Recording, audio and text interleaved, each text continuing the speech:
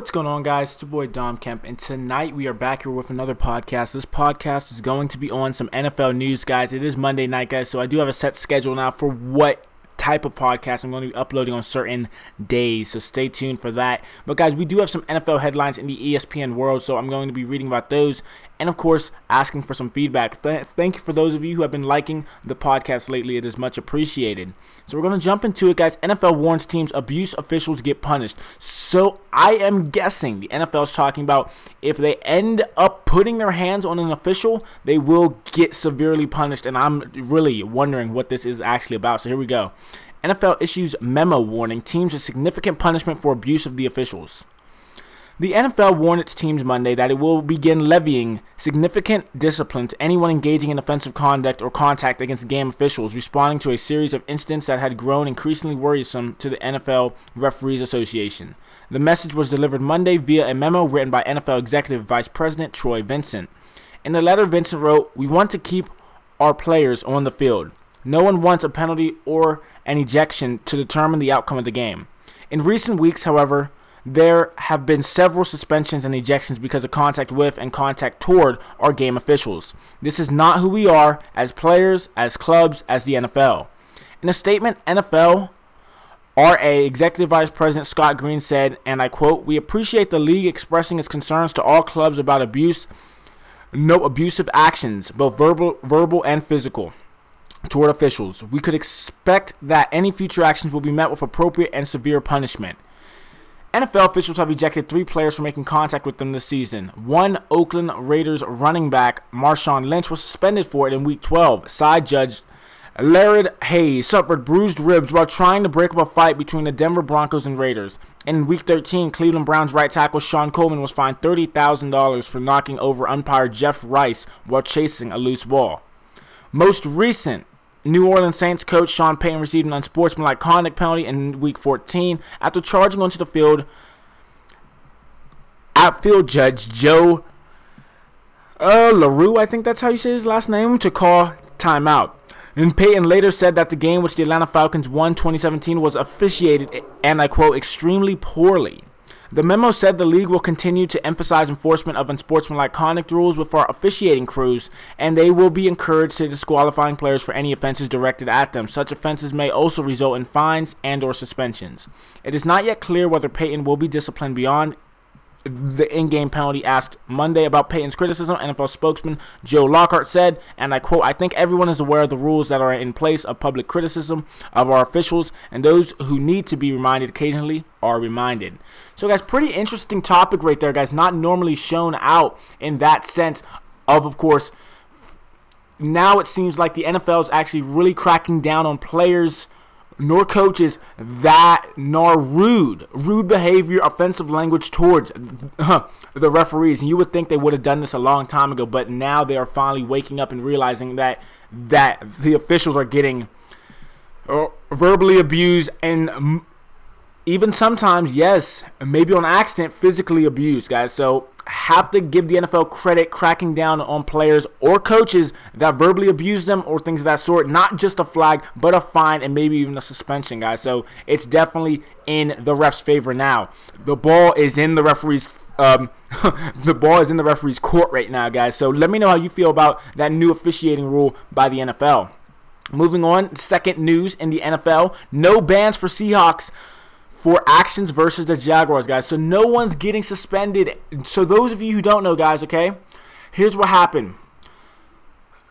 Player got ejected, Jefferson, I believe it was. He got ejected for the Jaguars were trying to take a knee, and he was trying to swat away at the ball, but he dove at a tackle's knees. Now, guys, I'm paraphrasing this story right now. I'm not actually very aware of what actually happened, but I saw the replay. And then as a Seahawk was heading towards the locker room, guys, one of the fans from Jacksonville threw a beer at him from a distance. He came back around, started talking trash. He walked up so close that literally the officiating crew had to grab him back and hold him back. And then another fan out of nowhere threw a beer at him, almost smacked him in his head, and he wanted to climb up into the stands and just smack whoever was up there, guys. So there's a lot of controversy behind this, guys, and should players who are getting abused like this, hey, like it or not, this is pretty much a form of abuse by the fans, guys, trying to enforce their will. Oh, we're paying fans. Who cares if you're paying fans? That doesn't make it right for you to throw something at a player who's headed toward the locker room. He didn't say anything to the fan before he threw it, and the fan just lobbed a beer over at him. Then a second beer from probably another fan jawing at him. Like, come on, man, really? So let's read about what ESPN wants us to know about this. No Seahawks players will be suspended for actions versus Jaguars. Let's get it. No Seahawks players will be suspended for their actions at the end of Sunday's game against the Jacksonville Jaguars. Although the NFL is still reviewing the melee under the standard process, a league official told ESPN's Adam Schefter. The episode occurred during a heated finish to the Jaguars' 30-24 victory over the Seahawks. It included fights on consecutive plays as Jacksonville was kneeling to run out the clock, and Seattle's defensive linemen continued their rush at full strength. After the first play, Seahawks defensive end Michael Bennett and Jaguars center Brandon Linder wrestled each other on the ground. Jaguars running back Leonard Fournette shoved Bennett during the ensuing melee. Those two were also flagged for unnecessary roughness, while Seattle's Sheldon Richardson was ejected for throwing a punch. So Sheldon Richardson threw a punch, and the rest said, oh, we're not having that in Jacksonville, boy. Seahawks defensive lineman Quentin Jefferson was ejected on the next play. It isn't clear what Jefferson did to earn the ejection. Jefferson got ejected. Sheldon Richardson tried to throw a punch at somebody, and he got ejected. I understand that. Okay. Jefferson was running off the field after being ejected when a drink was thrown at him from the stands. He turned back and began arguing with fans who were wearing clothes with Jaguars logos. When more drinks were thrown at him, including one that nearly hit his head, Jefferson rushed toward the railing, separating the field from the stands, and briefly began climbing it. A member of the Seahawks equipment staff pulled him off. Several other Seahawks staffers escorted him into the tunnel. Seahawks coach Pete Carroll did not agree with Jefferson's actions.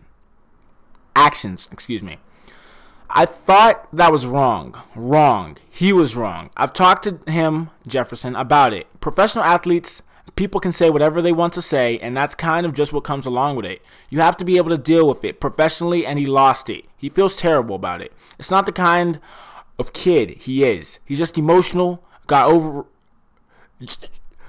he got overrun and he lost it. Fortunately, people restrained him and all that. And it's a tremendous learning opportunity for him and any other young guys. The Jaguars, in conjunction with the Jacksonville Sheriff's Office, the stadium's management company, and stadium security company, have determined there were 4 individuals who threw objects at Jefferson and are in the process of identifying them. The team says that if the individuals in question are season ticket holders, they will immediately have their season ticket member privileges revoked indefinitely. If they purchase single game tickets, they will be banned from attending Jaguars games at Everbank Field, the team said. And I quote, "We are grateful for the immediate response by stadium security personnel to the situation," the team said in a statement. And I quote, "The Jacksonville Jaguars and our stadium partners are firmly committed to creating a safe and enjoyable experience for all who visit Everbank Field, including fans and members of the visiting team. It is unfortunate that the actions of a few would tarnish the reputation of the Jaguars fan base and the positive electric game day atmosphere at yesterday's game." And Carroll ran all the way to the middle of the field after the second fight, which he said was to make a statement to our guys so we didn't finish with any more garbage happening out there. And I quote, "I really don't like the way the game ended for us," Carroll said. "We never want to see football games look like that. The level that we play at, that's not an excuse for going over the top like that." So all these guys have heard that. They understand that, and we don't ever want to look like that. But it was a very hard-fought game, a lot of intensity and a lot of emotion. And when it gets down to the end of the year, guys are going for it. I think that's exactly what you saw on both sides of it. Both teams. They were very feisty and very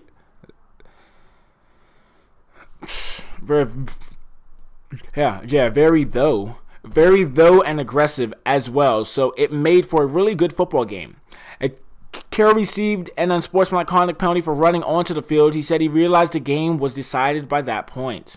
So interesting, guys, right there. No one suspended, no one fined, nothing of that sort. And I'm actually Pretty happy about that, guys. With the exception, of course, the lineman diving at the offensive lineman's knees. And I don't like that. But I am happy that no one got suspended extra games for what happened at Everbank Field yesterday. So now we're going to be talking about a main man himself, Carson Wentz, was a most valuable player. But then something happened yesterday. Wentz Foles will do an amazing job for the Eagles. That's what Wentz says, guys. Now, those of you who don't know, he did end up having his right knee or left knee, I'm not sure, his right or left knee with an injury, guys. He ended up tearing his ACL yesterday against the Los Angeles Rams, I believe it is. Not the best sight, guys. Smashed in between two guys. He died in the end zone. He played a couple snaps after that, but then he just knew something was wrong. And it looks like that the scans are coming back all negative. No, all positive for an ACL tear, guys. So he's going to be missing the rest of the season, and probably that is the end of his most valuable player hopes. And I have a feeling that Tom Brady is going to win it unless he loses to the Miami Dolphins. Yeah. Carson Wentz expressed confidence in Nick Foles on Monday night, saying in a video message that the quarterback would do an amazing job in place of him for the Philadelphia Eagles the rest of this season. Wentz, who will miss the rest of the season after tearing the ACL and left knee Sunday. Left knee. Okay, there we go. Posted a video message on Twitter to address his injury. Some quick thoughts for everyone. Can't thank my family, friends, teammates, and fans enough. Love y'all. And I quote, obviously it's been a rough day for me personally. I'm not going to lie. I have a ton of faith in the Lord and in his plan, but at the end of the day, it's still been a tough one. And it will be tough on me for a little bit, he said. He said he will rely on his faith and vowed that this will not stop me going forward. And I quote, I will come back stronger than ever. I will use this as motivation, and then I will be attacking it. This whole process as I recover, he said. The Eagles clinched the NFC East with their 43-35 victory over the Los Angeles Rams on Sunday as Foles helped Philadelphia rally from a fourth-quarter deficit. And I quote, clinching the NFC East was step one of our goal this season, and we are just continuing on from here. No, there, he said.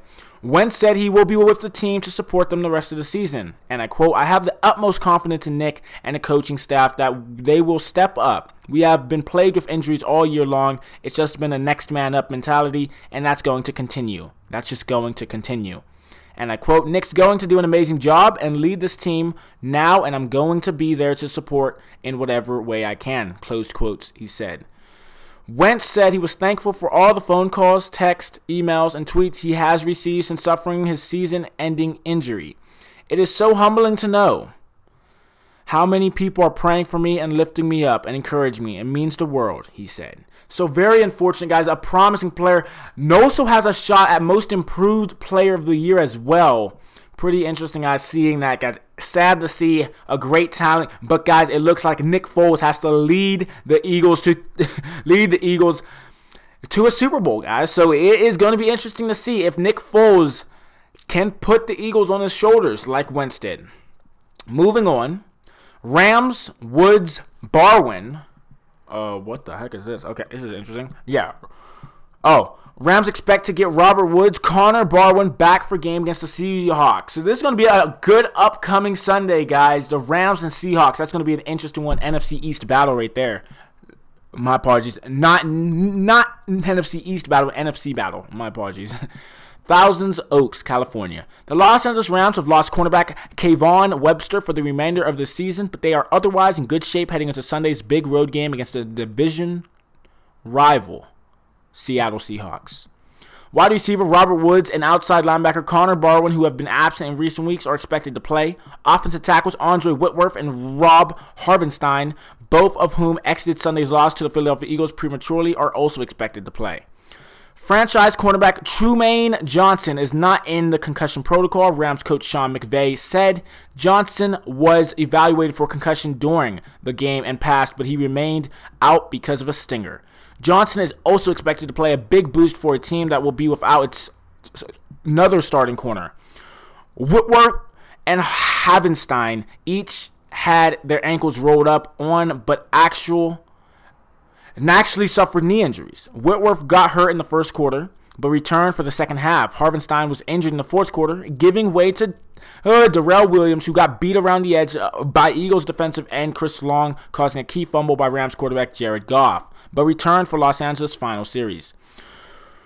Whitworth, and I quote, checked out good today. And Havenstein, and I quote, was in good spirits. McVay said, calling their prognosis very positive. Barwin had surgery to repair a broken bone in his left forearm on November 27th and missed the next 2 games, paving the way for Samson Ebukam.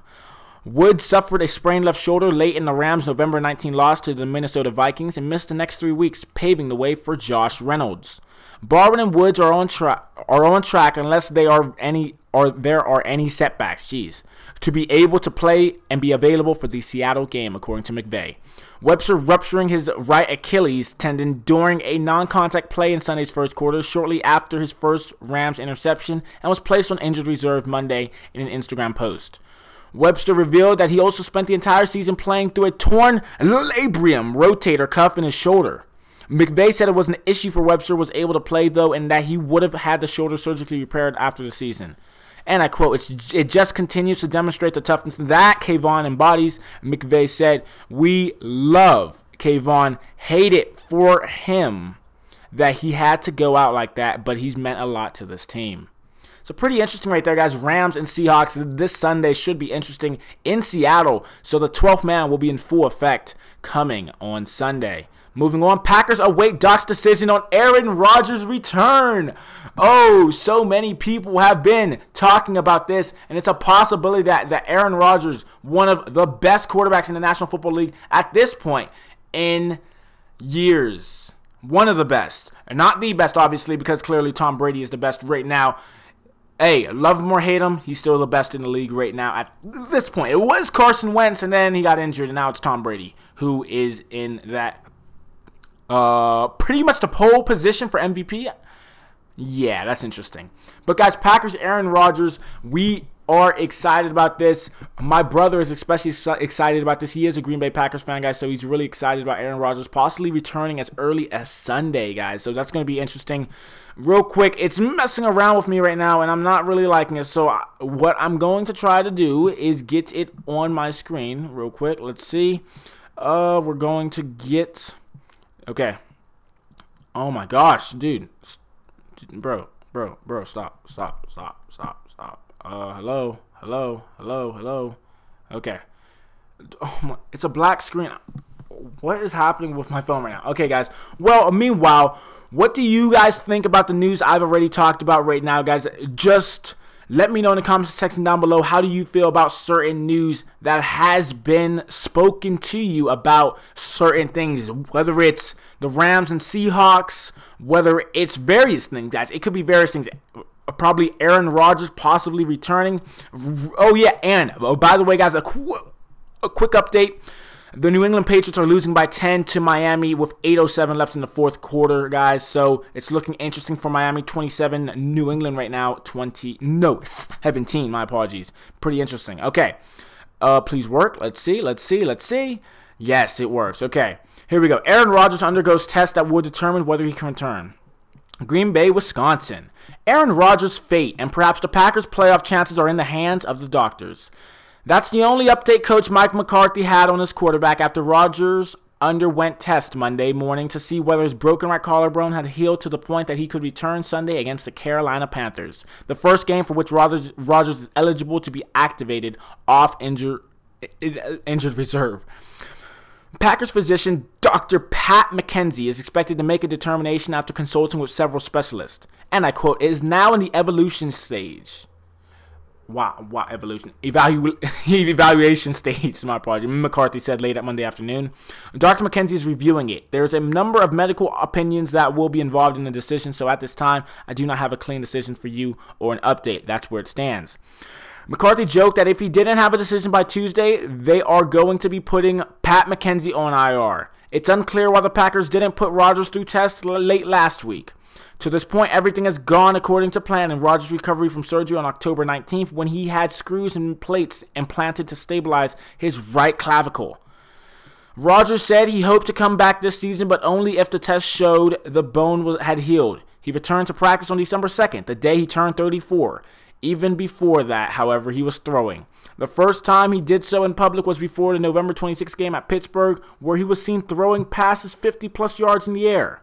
Packers linebacker Clay Matthews even joked that Rodgers looked so good during the rehab process that the Packers shouldn't have put him on injured reserve. And I quote, "It is in the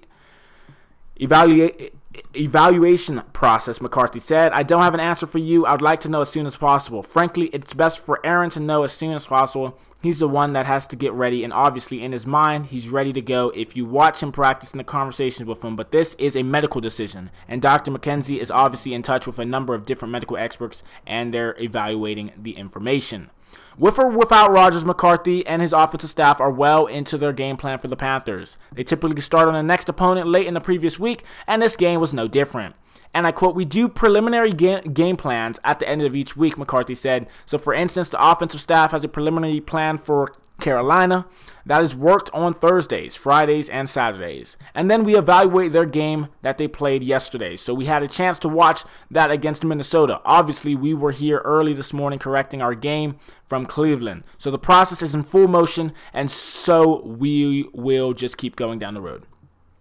Brett Hundley won 3 of his 7 starts in place of Rodgers, including consecutive overtime wins the past 2 weeks to get the Packers to 7-6 and keep them alive in the playoff race. And I quote, "My number one thought going into it was keep our hopes alive to make the playoffs, and we're still in it," Hundley said.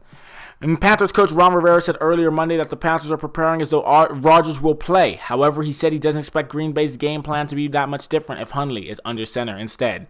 And I quote, "Our focus will be on the Packers and what they do and how they do it," Rivera said.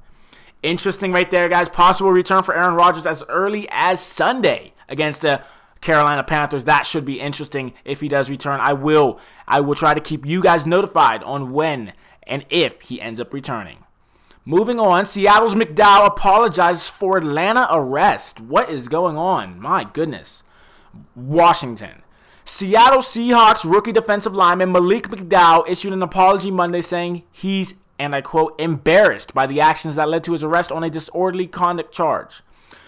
McDowell, 22, was arrested early Sunday morning after a dispute at an Atlanta area nightclub. And I quote, "I am embarrassed by the situation and my actions on Saturday," McDowell wrote in a statement posted to Twitter. "I would like to apologize to the Atlanta Police Department, Nessel Lounge, the entire Seattle Seahawks organization, and my teammates.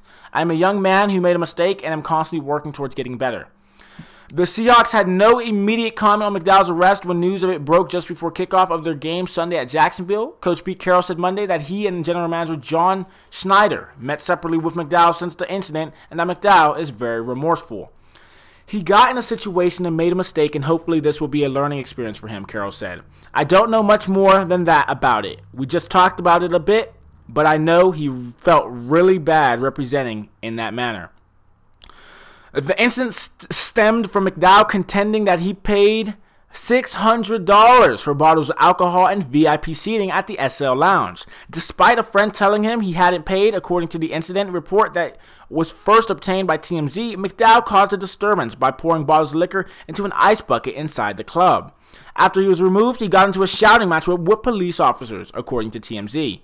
And I quote, "I repeatedly had to give him instructions, and at one point he threw himself down on the ground in a tantrum," one of the officers wrote in a copy of the report obtained by USA Today Sports. "He immediately accused me of stealing money from him while I began to search his person. Before placing him inside my vehicle, as we are trained to do, I tried to reason with him, but to no avail." McDowell, the Seahawks' top draft pick, was not with the team in Jacksonville because he's on the non-football injury list. And McDowell has been sidelined since he suffered what the team had called a severe concussion in a summer ATV accident. He's not expected to play at any point this season. Chosen in the second round of Michigan State, McDowell was expected to contribute right away as an interior pass rusher in sub-packages. The Seahawks and their interest in trading for Sheldon Richardson began in earnest when it became clear that McDowell was going to be unavailable for an extended period of time as a result of his accident. Asked if the team will need to keep closer tabs on McDowell in light of his arrest, Carroll said, "I think we are definitely going to work to help him in every way that we can. We have already talked about that. Let's hope that this isn't an indicator of things to come. I hope that he has turned with his experience. He sounds very much intending to do that. We will see what happens." So another Seahawks news story right there. Interesting. Moving on, we're going to be going down to Jets. Josh McCown, hand to miss rest of the season. So he injured his hand, guys, yesterday. And I believe it was against the, please, can I get this right? Broncos. Yes, the Broncos. There we go. Josh McCown needs surgery on left hand, will miss rest of season. The best season in Josh McCown's long, circuitous career came to a premature end Monday when New York Jets announced their quarterback will miss the final 3 games with a fractured left hand. McCown, 38, received a second opinion Monday with additional tests confirming that he will need surgery, what the Jets had feared on Sunday night in Denver. And I quote, "It's big for him, and it's big for us because he's been leading us all year offensively," said Jets coach Todd Bowles, explaining the impact of the injury. For him to go down this late in the season, it's the next man up mentality. The next guy has to step up. The reeling Jets, 5-8, who had lost 6 of their past 8 games, will turn to Bryce Petty, on Sunday against the New Orleans Saints. Christian Hackenberger, the former second-round pick who has yet to play in nearly 2 seasons, will be the number 2 quarterback. McCown was injured late in the third quarter of the Jets' 23-0 loss to the Broncos. He was tackled by Shane Ray as he released a pass, later saying that the Denver pass rusher bent it funny, meaning his hand as they fell to the turf. Oh, that has to hurt. "I knew when it happened something wasn't right," McCown said in an emotional news conference after the game. Beset by injuries in recent years, the well-traveled McCown surprised many by playing every offensive snap in the first 12 games, establishing himself as the leader of the team. McCown, playing for his 8th team in 15 years, finished with 267 completions, 2,900 passing yards, and 18 touchdown passes, all career highs. He tied a career high with 13 starts, something he hadn't done since 2004. And Bowles said he had 2 post-injury conversations with McCown, but they didn't discuss his future with the team. McCown will be a free agent after the season, and he hasn't said whether he will try to play next season. The Jets have a major decisions to make at the quarterback position. Baker Mayfield. What? Oh, and that could include drafting one in the first round. And Petty, a 4th-round pick in 2015, will make his 5th career start Sunday. He started 4 games last season but wasn't able to finish the last 2 because of injuries. In a Christmas Eve loss to the New England Patriots, he suffered a season-ending injury to his left non-throwing shoulder on a fluke play in which he tried to tackle a defender on a fumble return. And I quote, "He's been taking notes on the sideline," Bowles said to Petty. "He understands what's going to come, but it's an opportunity for him. He'll get the majority of the reps this week, and he'll be well prepared to play in the game on Sunday." Interesting right there, guys. A 38-year-old Josh McCown. Jeez, man. 8 teams in 15 seasons. Wow, that's amazing. Okay, moving on. Last but not least, Bears Miller. An amputation threat was very real. Oh, okay. This is very interesting. I'm really not sure what this is about, but it looks like the Chicago Bears. Wow. Oh, okay. Zach Miller emotional in first Hallis Hall appearance since emergency surgery. Oh, that is right. The tight end for the Chicago Bears. He had, emergency surgery. That's right. Okay, here we go, guys. Last news story of the evening. Chicago Bears tight end Zach Miller made an emotional return to the team facility on Monday, 6 weeks after undergoing emergency vascular surgery to save his left leg. "It was very real," Miller said. And when asked about the threat of amputation, a couple wrong turnaways from actually happening. "I had a ton of care, a lot of people helping me out through the entire process, but we were a couple minutes away from having that be real. Thankfully, we were able to avoid it, and we didn't really get into where I had stuff that was starting to die off or anything. We were able to save pretty much everything, so I'm very thankful that happened." Added Miller, "I remember before I got into the emergency surgery, the last thing I was telling the doctor was please save my leg. Because I knew that something wasn't quite right just in the way my leg was feeling and the way it was filling up. I knew we had issues." Miller was rushed to University Medical Center New Orleans on October 29th after he dislocated his left knee while making an over-the-shoulder catch in the end zone during Chicago's game against the Saints.